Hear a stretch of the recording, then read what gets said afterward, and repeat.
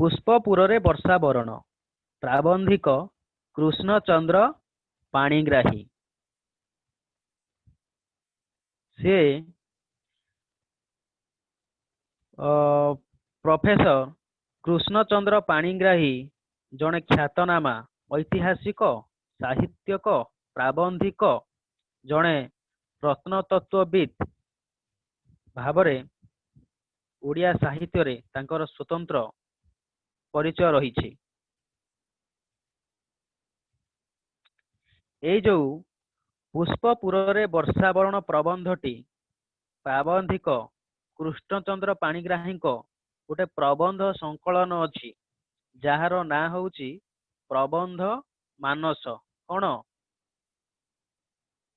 प्रबंध मानस प्रबंध मानस प्रबंध संकलन संकलन कौन रे प्रबंध मानस गोटे प्रबंधर ना से संकलनर ना किंतु से जो प्रबंध मानस संकलन रे एभली पुष्पपुर वर्षा बरण भली प्रबंध से केते गुड़ाए अच्छी खाली गोटे नाई केते गुड़ाए अच्छी से जो कृष्णचंद्र पाणिग्राही प्रबंध मानस प्रबंध संकलन है से जो प्रबंध संकलन रु यही पुष्पपुर वर्षा बरण आसी उद्धृत बुझिपार।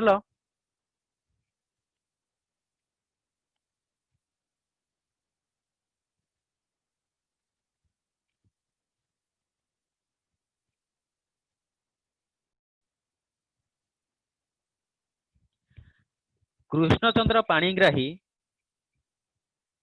विशिष्ट ऐतिहासिक प्रत्नतत्वविद सुलेखक ओडिया साहित्य एक स्मरणीय प्रतिभा। 1909 मसीहा मयूरभंज जिला गोटे खिचिंग बोली स्थान अच्छी से खिचिंग स्थान रे जन्म ग्रहण करथिले। केबे ना 1909 मसीहा रे जन्म ग्रहण करथिले। कोउठी ना मयूरभंज जिलार खिचिंग ठारे जन्म ग्रहण करथिले। तांकर पिता नाम थिला सागर पाणिग्राही आ माता को नाम थिला सरस्वती देवी हैला। से जो तांको परिवार रो से होउछंती नवम संतान कृष्णचंद्र होउछंती नवम संतान। कृष्णचंद्र बाल्य शिक्षा ठारू गोटे कठिन अनटनर शिकार होगा पड़ता। से किंतु पिला बेलू ही जड़े मेधावी थिले मेधावृत्ति लाभ करी स्कूल शिक्षा समाप्त करथिले।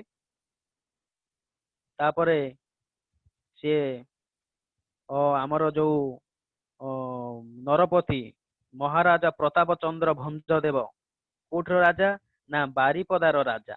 बारिपदार राजा होउछंती महाराजा प्रताप चंद्र भंजदेव कृपा जो पड़िला तांको उपरे हैला। राजा ठारू आर्थिक सहायता लाभ कला परे से रेभेन्सा कॉलेज रे बीए पढ़िले। रेभेन्सा कॉलेज जानिच रेभेन्सा कॉलेज रेभेन्सा कॉलेज रे बीए और तापरे कलिकता विश्वविद्यालय रु इतिहास रे एमए पास कले। एमए कोन ना एमए होची मास्टर इन आर्ट्स माने सेटा को जो पीजी भी कहंती हैला। मास्टर डिग्री कोउथिरे कले इतिहास हैला हिस्ट्री रे से एमए पास कले।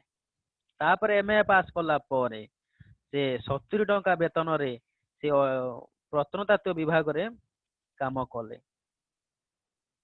तापरे से काम करिवा परे से जो बारिपदार राजा थिले किए महाराजा प्रताप चंद्र भंजदेव तांको कौन कले प्रत्नतत्व अध्ययन लगी। प्रत्नतत्व कौन बुझुच प्रत्नतत्व बुझिपारुच प्रत्नतत्व अर्थ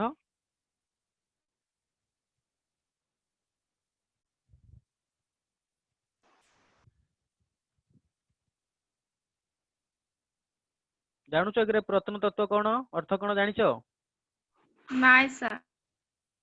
ପ୍ରତ୍ନତତ୍ତ୍ୱ ଅର୍ଥ ହଉଛି କଣ ନା ପ୍ରାଚୀନ ଯୁଗ ବା ପୁରୁଣା ଯୁଗର ସେ ଯୋଉ ମୁଦ୍ରା, ଲିପି, ଭଗ୍ନାବଶେଷ, ପୁରାତନ ମନ୍ଦିର କି କିଛି କଣ ଐତିହ୍ୟ, ସେ ସବୁକୁ ଯୋଉ ପୁନରୁଦ୍ଧାର କରନ୍ତି ସେଇ ବିଭାଗ ପ୍ରତ୍ନତତ୍ତ୍ୱବିତ୍। ଆମର ଭାରତ ସରକାରଙ୍କର, ଓଡିଶା ସରକାରଙ୍କର ପ୍ରତ୍ନତତ୍ତ୍ୱ ବିଭାଗ ନାହିଁ ଅଛି, ସେଇ ବିଭାଗରେ ସେ ଯୋଉ କାମ କଲେ। ତାପରେ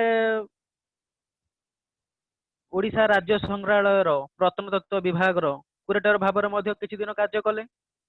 ତାପରେ ଉତ୍କଳ ବିଶ୍ୱବିଦ୍ୟାଳୟ ଏବଂ ଓଡିଶା ସରକାରଙ୍କ ଶିକ୍ଷା ବିଭାଗରେ ବିଭିନ୍ନ କଲେଜରେ ସରକାରୀ ଅଧ୍ୟାପକ, ତାପରେ ପ୍ରାଧ୍ୟାପକ, ଦେନ୍ ବ୍ରହ୍ମପୁର ଆମର ଯୋଉ ବିଶ୍ୱବିଦ୍ୟାଳୟ ଅଛି ସେଠି 4 ବର୍ଷ ପ୍ରଫେସର ବି ମଧ୍ୟ ହୋଇଛନ୍ତି ହେଲା। ଏସବୁ ତାଙ୍କର କାର୍ଯ୍ୟ। ଇତିହାସ ଓ ପ୍ରତ୍ନତତ୍ତ୍ୱ ତାଙ୍କର ଥିଲା ମାନେ ତାଙ୍କର ବିଷୟ। ଜନ୍ମସ୍ଥାନ କୋଉଠି କହିଲି? ମୟୂରଭଞ୍ଜ ଖିଚିଂ ଠାରେ। ଖିଚିଂ ଠାରୁ ଆରମ୍ଭ କରି କଟକ, ଚୌଦ୍ୱାର, ଭୁବନେଶ୍ୱର, ଧଉଳି, ଜଉଗଡ ଏସବୁ ବିଷୟରେ ସେ ଗବେଷଣା କରିଛନ୍ତି। ସେଇ ଗବେଷଣା କରିକି ସେ ବିଭିନ୍ନ ପ୍ରବନ୍ଧ ରଚନା କରିଛନ୍ତି। ତାଙ୍କର ଗୋଟେ ଗବେଷଣା ହଉଛି ଭୁବନେଶ୍ୱରରେ ପ୍ରତ୍ନତାତ୍ତ୍ୱିକ ବିଭବ। ଇତିହାସ ପ୍ରସିଦ୍ଧ ଭୁବନେଶ୍ୱର ଜାଣିଛ, ସେଇ ସହରକୁ ବିଶ୍ୱ ଦରବାରରେ ପରିଚିତ କରିବା ପାଇଁ ସେ ହଉଛି ଭୁବନେଶ୍ୱର ପ୍ରତ୍ନତତ୍ତ୍ୱ ବିଭାଗର ଗୋଟେ ଏକ ଗ୍ରନ୍ଥ। ଡକ୍ଟର ପାଣିଗ୍ରାହୀ ଇତିହାସର ତଥ୍ୟକୁ ଭିତ୍ତି କରି ପ୍ରବନ୍ଧମାନ ରଚନା କରିଛନ୍ତି। ଇତିହାସ ଗବେଷଣା ସମ୍ପର୍କିତ ନିଜ ପୁସ୍ତକଟି ମଧ୍ୟ ସେ ସୁନ୍ଦର ଭାଷାରେ ରଚନା କରିଛନ୍ତି ହେଲା। ଆଉ ଇତିହାସ ଓ ପ୍ରତ୍ନତତ୍ତ୍ୱକୁ ଭିତ୍ତି କରି ପ୍ରବନ୍ଧ ରଚନା କରିବାରେ ତାଙ୍କର ମୌଳିକତା ସୁସ୍ପଷ୍ଟ। ପ୍ରଫେସର ପାଣିଗ୍ରାହୀଙ୍କ ସାରସ୍ୱତ ସୃଷ୍ଟିଗୁଡ଼ିକ ତଥ୍ୟଯୁକ୍ତ ଓ ବିଶ୍ଳେଷଣାତ୍ମକ, ବାସ୍ତବତା ଓ କଳ୍ପନାର ସମନ୍ୱୟ କୃଷ୍ଣଚନ୍ଦ୍ରଙ୍କ ପ୍ରବନ୍ଧରୁ ଅଧିକ ସୁଖପାଠ୍ୟ କରିଛି। ସେ ଯୋଉ ରଚନା କରି ଯାଇଛନ୍ତି ତାଙ୍କ ସ୍ୱରଚିତ ପ୍ରବନ୍ଧ ଗୁଡ଼ିକ ହେଲା ଓଡ଼ିଶାର ସଂସ୍କୃତି ଓ ଇତିହାସରେ ଯାଜପୁର ବୋଲି ଗୋଟେ ସେ ପ୍ରବନ୍ଧ ରଚନା କରିଛନ୍ତି। ସେ 1973 ମସିହାରେ ଏଟାକୁ ରଚନା କରିଛନ୍ତି, ପ୍ରକାଶ ପାଇଛି। ସାରଳା ସାହିତ୍ୟରେ ଐତିହାସିକ ଚିତ୍ର। ସାରଳା ସାହିତ୍ୟରେ ଐତିହାସିକ ଚିତ୍ର, ଭାରତୀୟ ପ୍ରତ୍ନତତ୍ତ୍ୱ, ଇତିହାସ ଓ କିମ୍ବଦନ୍ତୀ, ପ୍ରବନ୍ଧ ମାନସ ଆଉ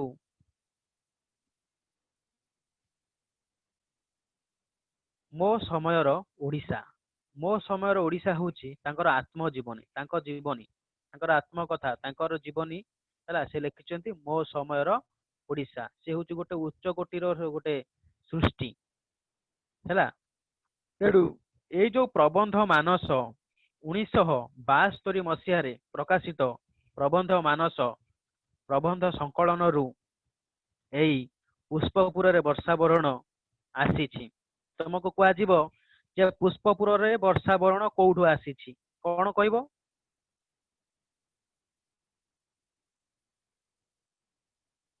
କଣ କହିବ? କୋଉଠୁ ଆସିଛି ପୁଷ୍ପପୁରରେ ବର୍ଷା ବରଣ? ପ୍ରବନ୍ଧ ମାନସରୁ ଆସିଛି ହେଲା। ଏ ପ୍ରଫେସର ପାଣିଗ୍ରାହୀ ସେ ଯୋଉ ମୋ ସମୟର ଓଡ଼ିଶା ପାଇଁ ସେ ଭାରତ ସରକାରଙ୍କ ଦ୍ୱାରା ନାଇଁ, ମୋ ସମୟର ଓଡ଼ିଶା ପାଇଁ ନାଇଁ, ସେ ପ୍ରଫେସର ପାଣିଗ୍ରାହୀ ଭାରତ ସରକାରଙ୍କ ଦ୍ୱାରା 1976 ମସିହାରେ ପଦ୍ମଶ୍ରୀ ଉପାଧି ଲାଭ କରିଛନ୍ତି। ଆଉ ଓଡ଼ିଶା ସରକାରଙ୍କ ଦ୍ୱାରା ଓଡ଼ିଶା ସାହିତ୍ୟ ଏକାଡେମୀ ପୁରସ୍କାର ପାଇଛନ୍ତି ମୋ ସମୟର ଓଡ଼ିଶା पुस्तक पाई तांकर से पुस्तक होची आत्मजीवनी पुस्तक तांको ओडिशा साहित्य एकाडेमी पुरस्कार प्रदान करिछि हैला ए सब तांकर कथा आउ कोन हैछि ना से जो पुष्पपुर रे वर्षा बरण कथा लेखिछंती हैला कोठु आछि ना तांकर प्रबंध मानसरू आसीछि हैला एई जो प्रबंध मानसरू जो आसीछि तापर से इंग्राजी ग्रंथ भी लेखिछंती आर्कोलॉजिकल रिमेन एट भुवनेश्वर बोली गोटे इंग्राजी ग्रंथ लेखिछंती आ गोटे हिस्ट्री ऑफ ओडिशा बोली से भी गोटे इंग्राजी ग्रंथ भी मध्य लेखिछंती तापर 1909 मसिया रे सिना जन्म किंतु 1987 मसिया फेब्रुआरी 25 तारिख रे तांकर मृत्यु होइतिला बुझिला ए जो पुष्पपुर रे वर्षावरण प्रबंधटी प्राबंधिक कृष्णचंद्र पाणिग्राही जो प्रबंध मानस संकलन रु आसीछि हैला जेतेबेले कोन किमिति कोन लेखा हला एटा प्राबंधिक जेतेबेले पाटना बारिपदार राजा तांको पाटना पठाइथिले सेठी थिला समय रे सेई पुष्पपुर रे वर्षावरण प्रबंधटी लेखिछंती हैला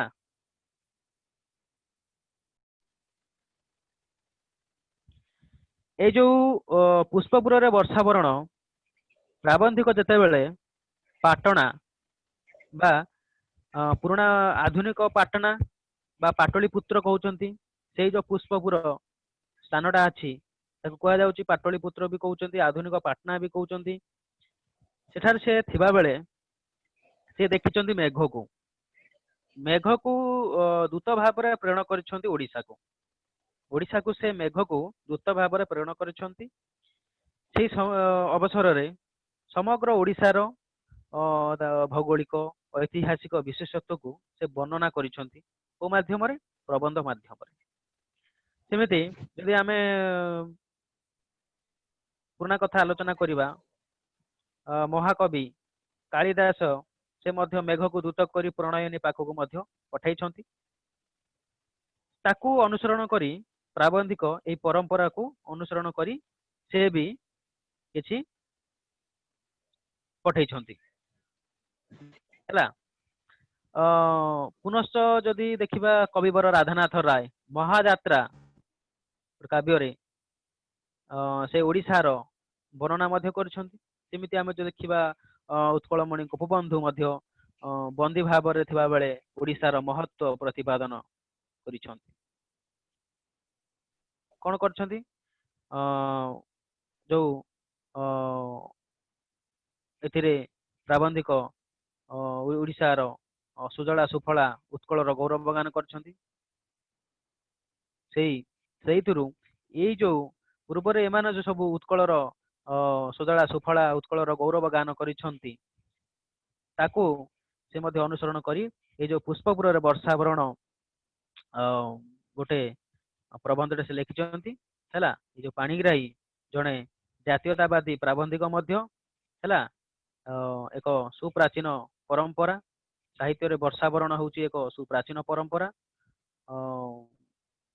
से जो सुजला सुफला शस्य श्यामला उत्कलर भूमि को गौरवाहत अतीत ओ अवहेलित वर्तमान विषय उल्लेख करी पूर्वर से ही गौरव फेराई आनिबा लगी से जो प्रेरणा प्रदान करिसंती उक्त प्रबंध मानस पुस्तक संगृहित एई पुष्पपुर रे वर्षावरण बुझी पारुछ ए जो पुष्पपुर रे वर्षावरण तांकर जन्मभूमि थिला मयूरभंज सेठार जनजाति वनवासी थिला तांकर निबिड़ संपर्क तेणु से जलद को अनुरोध करिसंती आउ दरिद्र मानक जलदान करी निजर बदान्यता मध्य परिप्रकाश करिसंती तेणु आमे एबे जिबा पुष्पपुर रे वर्षावरण प्रबंध को सेई जो प्रबंध रे कौन अच्छी ना ये जो ओडिशार कथा आम उत्कलर कथा हैला से जो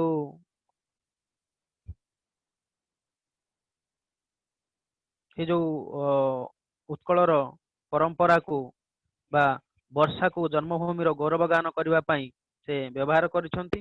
ସୁଜଳା ସୁଫଳା ଶସ୍ୟ ଶ୍ୟାମଳା ଉତ୍କଳ ଭୂମିର ଗୌରବର ଅତୀତ ଓ ଅବହେଳିତ ବର୍ତ୍ତମାନ ବିଷୟ ଉଲ୍ଲେଖ କରିଛନ୍ତି। ପୂର୍ବର ସେହି ଗୌରବ ଫେରାଇ ଆଣିବା ପାଇଁ ସେ ପ୍ରେରଣା ପ୍ରଦାନ କରିଛନ୍ତି। କୋଉଥିରେ ନା ଏଇ ପୁଷ୍ପପୁରରେ ବର୍ଷା ବରଣରେ।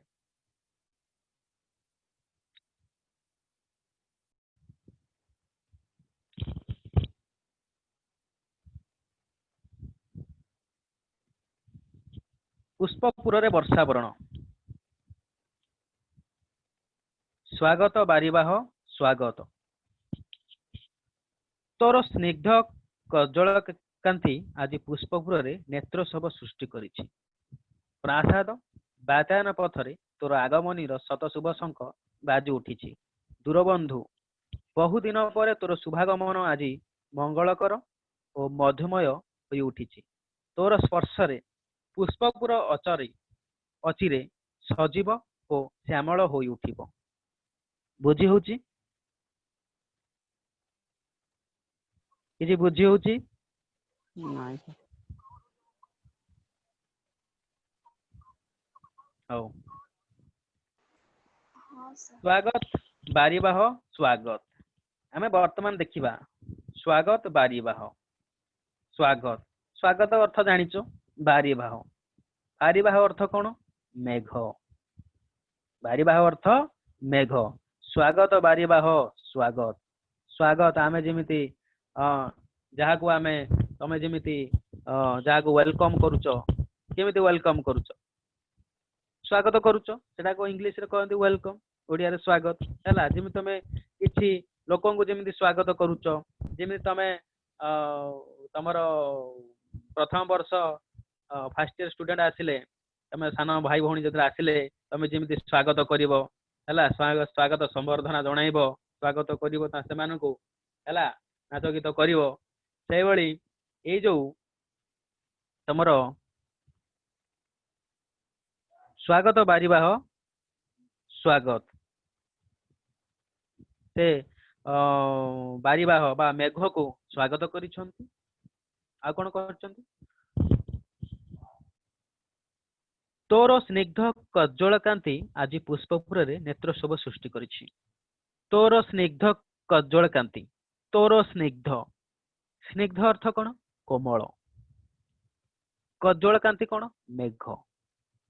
ତୋର କୋମଳ ମେଘ ବା ତୋର ସ୍ନିଗ୍ଧ କଜ୍ଜଳ କାନ୍ତି ଆଜି ପୁଷ୍ପପୁରରେ ନେତ୍ରୋତ୍ସବ ସୃଷ୍ଟି କରିଛି। ନେତ୍ରୋତ୍ସବ ମାନେ କଣ? ନେତ୍ରୋତ୍ସବ ମାନେ ନେତ୍ର ଅର୍ଥ କଣ? ଆଖି। ଆଖିକୁ ଉତ୍ସବ ମାନେ ନେତ୍ରୋତ୍ସବ, ଆଖିକୁ ସୁନ୍ଦର ଦେଖାଯିବା ହେଲା। ଏଇ ଯୋଉ ସ୍ୱାଗତ ବାରିବାହ ସ୍ୱାଗତ, ମେଘକୁ ସ୍ୱାଗତ କରାଯାଇଛି। ତୋର ସ୍ନିଗ୍ଧ କଜ୍ଜଳ କାନ୍ତି, ତୋର ଯୋଉ କୋମଳ ମେଘ ଆଜି ପୁଷ୍ପପୁରରେ କଣ କରିଛି ନା ଏଇ ଯୋଉ ପୁଷ୍ପପୁରକୁ ଯୋଉ ମେଘ ଆସିଛି ତାକୁ ସ୍ୱାଗତ କରାଯାଇଛି। ସେଇ ଯୋଉ ମେଘ ପଡିବା ଦ୍ଵାରା ବା ସେ ଯୋଉ ମେଘ ଦେଖିଛନ୍ତି, ତୋର ଯୋଉ ସ୍ନିଗ୍ଧ କଜ୍ଜଳକାନ୍ତି, ତୋର ଯୋଉ କୋମଳ ମେଘ ଆଜି ପୁଷ୍ପପୁରରେ ମାନେ ନେତ୍ରୋତ୍ସବ ସୃଷ୍ଟି କରିଛି। ସେଇ ଯୋଉ ମେଘକୁ ଦେଖି ସମସ୍ତଙ୍କ ମନରେ କଣ ହେଇଛି ପରା, ମାନେ ଆଖିକୁ ସୁନ୍ଦର ଦେଖାଯାଇଛି, ମାନେ ଆଖିକୁ ସୁନ୍ଦର ଦେଖାଯାଇଛି ଆଉ ଶାନ୍ତି ମିଳିଛି। ବୁଝିପାରୁଛ? ଯେମିତି ଆମର ଉତ୍କଳରେ ଯେମିତି ନେତ୍ରୋତ୍ସବ ହଉଛି, ଯେମିତି ଭଗବାନ ଯୀଶୁଙ୍କୁ ତମେ ଯେତେବେଳେ ଦେଖିବ କଣ ହଉଛି, ତମ ନେତ୍ରୋତ୍ସବ ସୃଷ୍ଟି ହେଇଯାଉଛି, ତମ ଆଖିକୁ ଏତେ ସୁନ୍ଦର ଦେଖାଯାଉଛି, ଭଗବାନଙ୍କୁ ସ୍ମରଣ କରୁଛ, ସେଇଭଳି ତମ ଆଖି ପବିତ୍ର ହେଇଯାଉଛି, ମନ ବି ପବିତ୍ର ହେଇଯାଉଛି ନା ନାଇଁ? ସେଇଭଳି ଭାବରେ ଯେତେବେଳେ ମେଘ ଆସିଛି ହେଲା, ମେଘ ଆସିଲା ପରେ କଣ ହେଇଛି? ନେତ୍ରୋତ୍ସବ ସୃଷ୍ଟି କରିଛି। ବୁଝିପାରିଲ?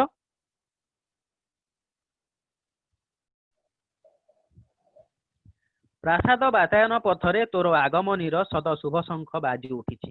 ପ୍ରାସାଦ, ପ୍ରାସାଦ ମାନେ କୋଠାବାଡି। ବାତାୟନ ପଥରେ, ଏ ଯୋଉ ପ୍ରାସାଦ ବାତାୟନ, ବାତାୟନ ଅର୍ଥ କଣ? ଝରକା। ବାତାୟନ ଝରକା। ଏଇ ଯୋଉ ପ୍ରାସାଦର ଯୋଉ ଝରକା ପଥରେ ତୋର ଆଗମନୀର ସଦ ଶୁଭ ଶଙ୍ଖ ବାଜି ଉଠିଛି। ଯେତେବେଳେ ତମାନେ ଦେଖୁଛ, ତମାନେ ପ୍ରାସାଦର ଥିବ କି ଘରରେ ଅଛ, ସେତେବେଳେ କଣ ହଉଛି ନା ଯେତେବେଳେ ବର୍ଷା ହଉଛି, ଯେତେବେଳେ ମେଘ ଆସୁଛି, ତମେ ଜାଣିପାରୁଛ ତମ ସେ ଯୋଉ ଆଗମନୀର ମେଘର ଆଗମନୀର ଶତ ଶୁଭ ଶଙ୍ଖ ବାଜି ଉଠୁଛି। କେମିତି ବାଜି ଉଠୁଛି ନା ଅଧିକ ପବନ ହବ, ଆକାଶରେ କଳା ଖଣ୍ଡ ଖଣ୍ଡ କଳା ମେଘ ଉଡିବା ଦେଖାଯିବ। ଆଉ ତମେ ଘରେ ଥିଲେ ମଧ୍ୟ ମେଘ ଯେତେବେଳେ ଆସିବ ତମେ ଜାଣି ଦଉଛ। କେମିତି ଜାଣି ଦଉଛ ନା ଏଇ ଯୋଉ ପ୍ରାସାଦ ବାତାୟନ ପଥରେ, ଏଇ ଯୋଉ ବାତାୟନ ଅର୍ଥ ହଉଛି ଝରକା ପଥରେ, ତମେ ଝରକାକୁ ଦେଖିଲେ ମଧ୍ୟ ବା ଏଇ ଯୋଉ ଝରକାର ପଥରେ ତମେ କଣ ସେ ଯୋଉ ପ୍ରାସାଦ ବାତାୟନ ପଥରେ ତୋର ହେଲା ଆଗମନୀର ସଦ ଶୁଭ ଶଙ୍ଖ ବାଜି ଉଠିଛି। ଦୂରବନ୍ଧୁ, ଦୂରବନ୍ଧୁ କିଏ? ମେଘକୁ ଏଠି ସ୍ମରଣ କରାଯାଇଛି, ସିଏ ହଉଛି ଦୂରବନ୍ଧୁ। ବହୁଦିନ ପରେ ତୋର ଶୁଭାଗମନ ଆଜି ମଙ୍ଗଳକର ଓ ମଧୁମୟ ହୋଇ ଉଠିଛି। ବହୁଦିନ ପରେ, ଯେତେବେଳେ ଏବେ ଦେଖ ତମର ଖରା ଦିନେ ଯେତେବେଳେ ତମେ ରହୁଛ, ସେତେବେଳେ ତମକୁ କଣ ଲାଗୁଛି କେମିତି ବର୍ଷା ହୁଅନ୍ତା କି? କେମିତି ଏତେ ଦିନ ପରେ ବର୍ଷା ହେଲେ କଣ ହବ? ଶସ୍ୟ ଶ୍ୟାମଳା ସବୁ ଚାଷ ଯୋଉ ମାନେ ବିଲ ବାଡି ସବୁ ଚଷା ଯୋଉ ଅନେଇଥାନ୍ତି ଚାଷ କରିବା ପାଇଁ, କି ନହେଲେ ଉତ୍କଳରେ ଯେତେବେଳେ ହାହାକାର ପଡିଥିବ ପାଣି ମନ୍ଦେ ପାଇଁ, ସେତେବେଳେ କଣ କରୁଛି ନା ମଙ୍ଗଳକର ହଉଛି ମଧୁମୟ ହଉଛି। ବହୁତ ଦିନ ପରେ ତୋର ଶୁଭାଗମନ ଆଜି ମଙ୍ଗଳକର ହୋଇଛି ଆଉ ମଧୁମୟ ହୋଇଛି। ତୋର ସ୍ପର୍ଶରେ ପୁଷ୍ପପୁର ଅଚିରେ ସଜୀବ ଓ ଶ୍ୟାମଳ ହେଉଥିବ। ତୋର ସ୍ପର୍ଶରେ ପୁଷ୍ପପୁର କଣ ହବ? ଅଚିରେ ପୁଷ୍ପପୁର ଚଞ୍ଚଳ ତକ୍ଷଣକ ହେଲା, ଚଞ୍ଚଳ ବା କ୍ଷଣିକ କଣ ହବ? ସଜୀବ ଓ ଶ୍ୟାମଳ ହୋଇ ଉଠିବ। ଶ୍ୟାମଳ କଣ? ଶାଗୁଆ ହେଇଯିବ। ଏବେ ଦେଖ ବର୍ଷା କିଛି ଦିନ ମାନେ ବର୍ଷା ହେଇନଥିବ, ସବୁ ପୁରା ଧରା କେମିତି ଦେଖା ଯାଉଛି? ଗୋଟେ ଶୁଖିଲା ଗୋଟେ ଗଛ ଦେଖିବ, ସେ ବିଲ ବାଡି ସବୁ ଦେଖିବ ସଜୀବ ଭଳି ଦେଖାଯିବନି, କି ନହେଲେ ଶ୍ୟାମଳ ବି ଦେଖାଯିବନି, ଶାଗୁଆ ରଙ୍ଗ ବି ଦେଖାଯିବନି, ସେମିତି ଗୋଟେ କାଠୁଆ ଭଳିଆ ଦେଖାଯାଉଥିବ।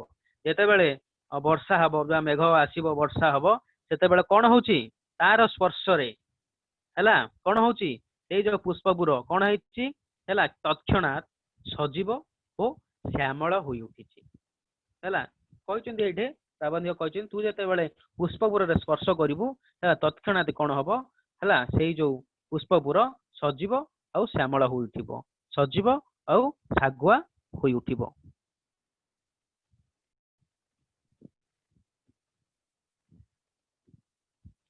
ବାରିଦ, ବାରିଦ ଅର୍ଥ ମେଘ। ମୁଁ ଶୁଣିଛି ଯେ ଇତିହାସର କେଉଁ ଅନାମ ଯୁଗରେ ବିତାଡ଼ିତ ବିରହୀ ଯକ୍ଷଟିଏ ପୁଷ୍ପ ଅର୍ଘ୍ୟରେ ତୋତେ ପୂଜା କରି ଅଳକାପୁରୀର ପ୍ରିୟା ପାଶକୁ ତୋ ହସ୍ତରେ ଉଦନ୍ତ ପଠାଇଥିଲା। ବାରିଦ ମେଘ, ମୁଁ ଶୁଣିଛି ଯେ ଇତିହାସର କେଉଁ ଅନାମ ଯୁଗରେ, ପ୍ରାଚୀନ ଯୁଗରେ, ଇତିହାସର କେଉଁ ଅନାମ ଯୁଗରେ ବିତାଡ଼ିତ ବିରହୀ ଯକ୍ଷଟିଏ ପୁଷ୍ପ ଅର୍ଘ୍ୟରେ ତୋତେ ପୂଜା କରି ଅଳକାପୁରୀର ପ୍ରିୟା ପାଶକୁ ତୋ ହସ୍ତରେ ଉଦନ୍ତ ପଠାଇଥିଲା। ଏଇ ଯୋଉ ସିଏ ଶୁଣିଛନ୍ତି, ସେ ଏଠି ଗୋଟେ ଅନାମ ଯୁଗର ଗୋଟେ କଣ ହେଇଛି ବିତାଡ଼ିତ ବିରହୀ ଯକ୍ଷଟିଏ ହେଲା, ସେ ଯୋଉ ଯକ୍ଷଟିଏ କଣ ହେଇଛି ପୁଷ୍ପ ଅର୍ଘ୍ୟରେ ତତେ ପୂଜା କରି, କାହାକୁ ପୂଜା କରିଛି ନା ମେଘକୁ ପୂଜା କରି ଅଳକାପୁରୀର ପ୍ରିୟା ପାଶକୁ ତୋ ହସ୍ତରେ ଉଦନ୍ତ ପଠାଇଥିଲା। ମୁଁ ତମକୁ ଆଗରୁ କହିଥିଲି ଯେ ଏଇ ଯୋଉ ମେଘକୁ ଦୂତ ଭାବରେ ପ୍ରେରଣ କରିଛନ୍ତି ଓଡ଼ିଶାକୁ। ସେଇ ଅବସରରେ ସେ ଯୋଉ ସମଗ୍ର ଓଡ଼ିଶାର ଭୌଗୋଳିକ ଐତିହାସିକ ବିଶେଷତ୍ୱକୁ ବର୍ଣ୍ଣନା କରିଛନ୍ତି। ତେଣୁ ସବୁ କଥା କହୁଥିଲି, କାଳିଦାସଙ୍କ କଥା କହୁଥିଲି। ସେଇ ମେଘକୁ ଦୂତ କରି ପ୍ରଣୟନୀ ପାଖକୁ ସେ ପଠାଇଛନ୍ତି, ତାକୁ ଅନୁସରଣ କରିକି ଏଠି ସେ ଲେଖାଟା ଲେଖିଛନ୍ତି। ହେଲା, କଣ ଲେଖିଛନ୍ତି ନା ଇତିହାସ କେଉଁ ଅନାମ ଯୁଗରେ ବିତାଡ଼ିତ ବିରହୀ ଯକ୍ଷଟିଏ ପୁଷ୍ପର୍ଘ୍ୟରେ ପୂଜା କରି ଅଳକାପୁରୀର ପ୍ରିୟା ପାଶକୁ ତୋ ହାତରେ ଉଦନ୍ତ ପଠାଇଥିଲା। ଉଦନ୍ତ ଅର୍ଥ କଣ? ବାର୍ତ୍ତା। ହେଲା, କୋଉଠିକି ପଠାଇଥିଲା ନା ଅଳକାପୁରୀର ପ୍ରିୟା ପାଶକୁ। ଅଳକାପୁରୀର ଅର୍ଥ କଣ ଜାଣିଛ କି? ଅଳକାପୁରୀ ଯୋଉଟା କି ଯୋଉ ସ୍ୱର୍ଗରେ ଯୋଉ ତିନିଟା ଲୋକ, ସ୍ୱର୍ଗରେ ଯୋଉ ତିନି ଲୋକ ଅଛନ୍ତି, ଅଳକାପୁରୀ अलकापुरी क्या कहुआ ये जो कुबेरपुरी को आम अलकापुरी कहवा सेमती इंद्रपुरी इंद्रपुरी को आम बैजयंतपुर कहवा बैजयंतपुरी को इंद्रपुरी कहवा सेमती विष्णुपुरी को विष्णुपुरी विष्णुपुर जो विष्णु से जो तांकर लोक को आम गोलक धाम बोली कहवा से जो अलकापुरी प्रियापाश को बा कुबेरपुरी को से तो हाथ रे बा मेघ हाथ रे वार्ताटे पठाई किंतु घन व्यक्ति ठारू कौन गोष्ठी बड़ नुहे यही भ्राम्यमाण उदासीन धरणी व्यक्ति विशेषर लाभ क्षेत्र विचलित हुए ना व्यक्ति ठारू कौन गोष्ठी बड़ नुहे यही भ्राम्यमाण उदासीना है थकी उदासीना अर्थ थकी पड़ी ये जो धरणी व्यक्ति विशेषर लाभ क्षतिर विचलित हुए ना मात्र जो वायु सलिल आलोक और उत्ताप पाई से जीवी मानकर बासभूमि होइछि सेथिरु गोटे जदि उणा हुए है बासभूमि होई रही पारिबो कि नाही जल भाव उत्कल आज हाहाकार पड़ी एणु दीन असुरघ्यर मानस कमल अर्पण करी तोते मु कातर रे कहूची पुष्पपुर रे स्वकर्म सारी उत्कल पथरे गति करिवो एई जो वायु सलिल आलोक उत्ताप एथुरु जदि गोटाए जदि उणा हुए जीव जगत बंची पारिबो कि केबे भी बंची पारिबोनी आमको जदि ये जो जीव जगत को ये जो संसार को ये जो प्राणी जगत को जीव मानकर ये जो आमर बासभूमि को जदि वायु न था बंची हुआ कि नाई जदि ये जो कहते जदि जो वायु पवन सलिल जल आलोक उत्ताप पाई जीव मानकर बासभूमि होइछि एथुरु जदि गोटे जदि उणा हुए तो कौन हम ए जीव जगत बंची पारिबो कि बासभूमि होई किछि रहिबो कि रहिबोनी तेणु एथुरु गोटे जदि उणा हबो से बासभूमि होई रही पारिबो कौन रही पारिबो कि नाई जला भाव उत्कल आज हाहाकार पड़ी जल अभाव उत्कल आज कौन पड़ी हाहाकार पड़ी हाहाकार अर्थ शोक शोकर ध्वनि जेमिति कौन हम गोटे जीव को बा प्राणी को ताको पानी दिया जीवनी से पानी पाइबनी से कौन हम हाहाकार हो पड़ ना नहीं ताको शोष लगे जला भाव उत्कल आज कौन जिते बड़े उत्कल कौन है जलर अभाव देखा है से समय कौन है आज जला भाव उत्कल आज हाहाकार पड़ी एणु दीन दीन अर्थ दरिद्र असुर अर्घ्य लुह है अर्घ्य मानस कोमल अर्पण करी तते कौन करछि ना जल आकाश को जेमिति जेते बेले तमे लोक माने जेते बेले गाधे जाती बंधरे तमे देखिथिबो जेते बेले सूर्य देवता को स्मरण करिकि से किछि माने जल आंजुले करिकि से अर्पण करंती सेमिति से बड़ी भावरे ए प्राबंधिक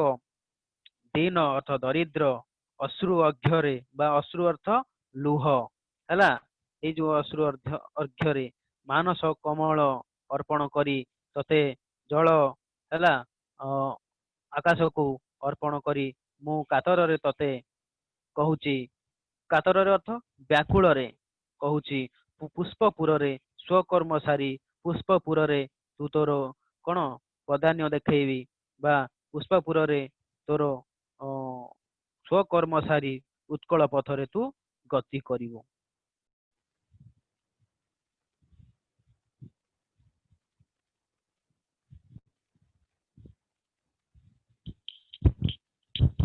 प्राबंधिक एटे कहउछंती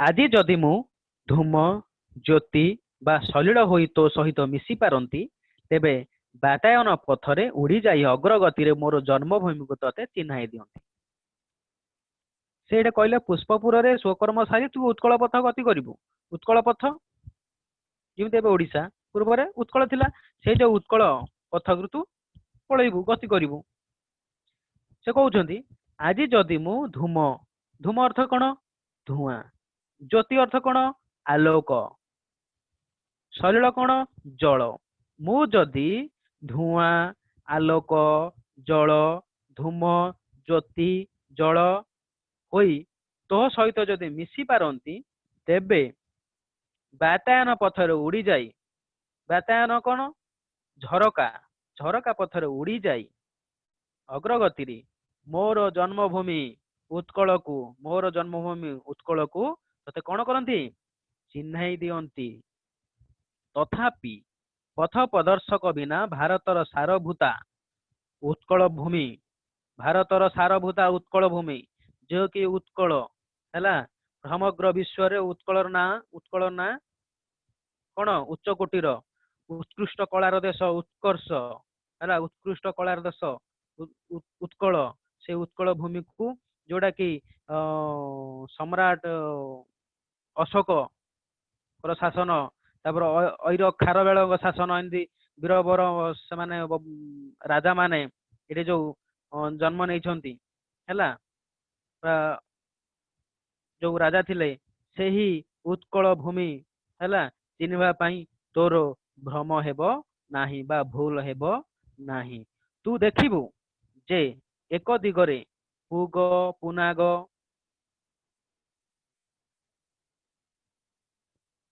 ତୁ ଦେଖିବୁ ଯେ ଏକ ଦିଗରେ ପୁଗ ପୁନାଗ ପୁଗ କଣ ପୁଗ ପୁଗ ଜାଣିଛ ପୁଗ ଗୁଆ ଗୁଆ ପୁଗ ଅର୍ଥ ଗୁଆ ଗଛ ଗୁଆ ଗଛ ତୁ ଦେଖିବୁ ଏକ ଦିଗରେ ପୁଗ ଗୁଆ ଗଛ ପୁନାଗ ସେ ହଉଛି ଗୋଟେ ଶ୍ଵେତ ପଦ୍ମ ପୁଷ୍ପ ଗୋଟେ ବୃକ୍ଷ ପୁନାଗ ହେଲା ତାଳ ତମାଳ ତାମ୍ବୁଳ ଓ ନାରିକେଳ ବନରେ ବିଶୋଭିତ ମହୋଦଧିର ବେଳାରେ ସେ ବଳୟିତ ହୋଇଛି। ମାନେ ଏଇ ଯୋଉ ସମୁଦ୍ର ବେଳାଭୂମିରେ ସେ କଣ ହେଇଛି ବେଷ୍ଟିତ ହେଇକି ଅଛି ବଳୟିତ ଅର୍ଥ ବେଷ୍ଟିତ ହେଇକି ଅଛି ହେଲା ଏଇ ଯୋଉ ପୁଗ ପୁନାଗ ତୁ ଦେଖିବୁ ପୁଗ ପୁନାଗ ତାଳ ତାଳ ଜାଣିଛ ତ ତାଳ ତମାଳ ତମାଳ ଅର୍ଥ କଣ ରେ ସିଏ ଗୋଟେ ସତ୍ୟାମ୍ବ ଜାତୀୟ ଗୋଟେ ଗଛ ଫଳ ତମାଳ ତାମ୍ବୁଳ ପାନପତ୍ର ନାରିକେଳ ନଡ଼ିଆ ଏଇ ଯୋଉ ପୁନାଗ ତାଳ ତମାଳ ତାମ୍ବୁଜ ଓ ନାରିକେଳ ବନରେ ବିଶୋଭିତ ମହୋଦଧିର ବେଳାଭୂମିରେ ସେ ବଳୟିତ ହୋଇଛି ହେଲା ବା ଏଇ ଯୋଉ ସମୁଦ୍ର ତୁ ଦେଖିବୁ ଏଇ ଯୋଉ ସମୁଦ୍ରକୁ ଆବୁରିକି ଏଇ ତାଳ ତମାଳ ତାମ୍ବୁଳ ନାରିକେଳ ବନଭୂମି ଏଇ ଯୋଉ ବନରେ କଣ ହେଇଛି ସୁଶୋଭିତ ମହୋଦଧିର ବେଳାକୁ ସେ ବେଷ୍ଟିତ କରିକି ରଖିଛି।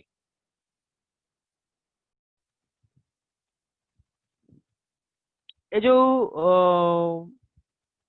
ଆଉ ଅନ୍ୟ ଦିଗରେ ତୁଙ୍ଗ ଶିଖରୀ ସମାକୁଳ ନିବିଡ଼ ବନରାଜିର ଅସରନ୍ତି ଶ୍ୟାମ ଶୋଭାରେ ଅପରୂପ ହୋଇଛି। ଆଉ ଅନ୍ୟ ଦିଗରେ କଣ ହେଇଛି ତୁଙ୍ଗ ଶିଖରୀ ସମାକୁଳ ଅନ୍ୟ ଦିଗରେ ଅଛି ତୁଙ୍ଗ ଶିଖରୀ ଅର୍ଥ ଉଚ୍ଚ ପର୍ବତମାଳା ଅନ୍ୟ ଦିଗରେ ଉଚ୍ଚ ପର୍ବତମାଳା ବା ତୁଙ୍ଗ ଶିଖରୀ ସମାକୁଳ ନିବିଡ଼ ବନରାଜି ବଣ ଅସରନ୍ତି ଶ୍ୟାମ ଶୋଭାରେ ଅପରୂପା ହୋଇଛି। ସେହି ମୋର ଜନ୍ମଭୂମି ତୋର ଭ୍ରମ ହେବ ନାହିଁ ଏସବୁ ଦେଖିକି ତୁ ଜାଣିବୁ ଉତ୍କଳ ବୋଲି।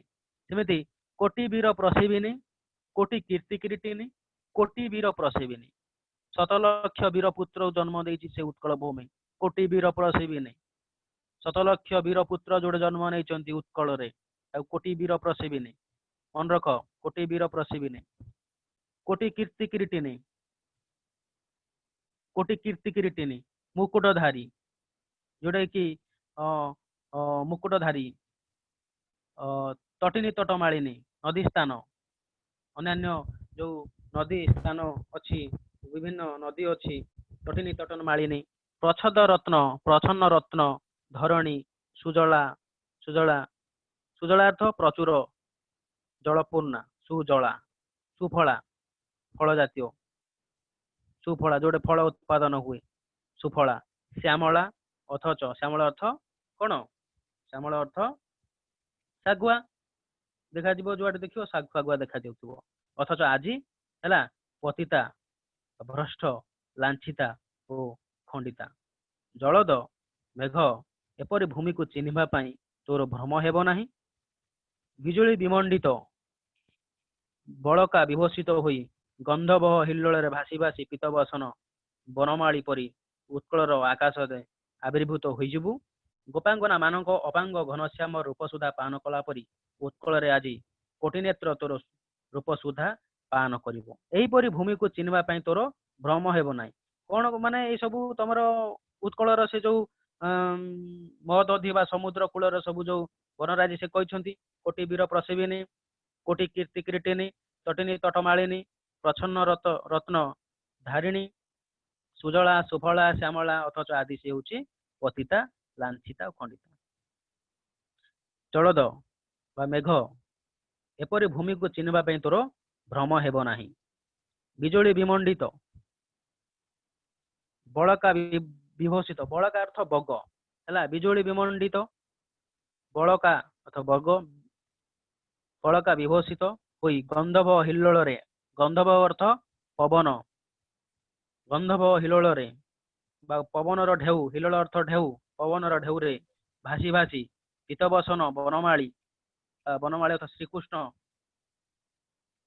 ବନମାଳୀ ପରି ଉତ୍କଳର ଆକାଶରେ ଆବିର୍ଭୂତ ହୋଇଯିବୁ। ଗୋପାଙ୍ଗନା ମାନଙ୍କ ଅପାଙ୍ଗ ଘନଶ୍ୟାମର, ଗୋପାଙ୍ଗନା ମାନଙ୍କ ଅପାଙ୍ଗ ବା ଯୋଉ ନେତ୍ରକୋଣ ଘନଶ୍ୟାମର ରୂପ ସୁଧା ପାନ କଲା ପରି, ଏ ଯୋଉ ଅପାଙ୍ଗ ଅର୍ଥ ନେତ୍ରକୋଣ, ତାର ନା ମେଘର ଘନଶ୍ୟାମ, ମେଘ ବର୍ଣ୍ଣ, ମେଘର ଗୋଟେ ବର୍ଣ୍ଣ ଘନଶ୍ୟାମ ହେଲା, ମେଘର ଯୋଉ ମାନେ କି ବର୍ଣ୍ଣ, ଏଇ ଯୋଉ ଶ୍ୟାମଳ ବର୍ଣ୍ଣ ହେଲା, ଘନଶ୍ୟାମ ବା ମେଘର ଶ୍ୟାମଳ ବର୍ଣ୍ଣ, ଏଇ ଯୋଉ ରୂପ ସୁଧା, ତାର ରୂପ ସୁଧାକୁ ପାନ କଲା ପରି ଉତ୍କଳରେ ଆଜି କୋଟି ନେତ୍ର ତୋର ରୂପ ସୁଧା ପାନ କରିବ ହେଲା। ଏଇ ସବୁ ଏଇ ଯୋଉ ଉତ୍କଳରେ ଏଇ ଯୋଉ ତୋର ଯୋଉ ଉତ୍କଳ ପଥିକୁ ତୋର ମାନେ କଣ ହବ, ଯିବାକୁ ତୋର ଏଇ ଯୋଉ ଉତ୍କଳପୁରୀ, ଯୋଉ ଉତ୍କଳକୁ ଯୋଉ ତୁ ପୁଷ୍ପପୁରରେ ସ୍ୱକର୍ମ ଯୋଉ ସାରି ଉତ୍କଳ ପଥରେ ଯୋଉ ଗତି କରିବୁ, ଏଭଳି ଭାବରେ ତୋର ଏ ଯୋଉ ଦେଖିବୁ, ଯୋଉ ମାନେ ପୁଷ୍ପପୁରରେ ଯୋଉ ସ୍ୱକର୍ମ ସାରିକି ଉତ୍କଳ ପଥି ଯୋଉ ଗତି କରିବୁ, ତୋର ଏଇ ସବୁ ଦେଖିବାରେ ତୋର ହେଲା, ଉତ୍କଳ ଭୂମିକୁ ଚିହ୍ନିବାରେ ତୋର ଯୋଉ ଭ୍ରମ ହେବ ନାହିଁ, ଏ କଥା ସେ ପ୍ରବନ୍ଧୀୟ କୃଷ୍ଣଚନ୍ଦ୍ର ପାଣିଗ୍ରାହୀ ସେ କହିଛନ୍ତି।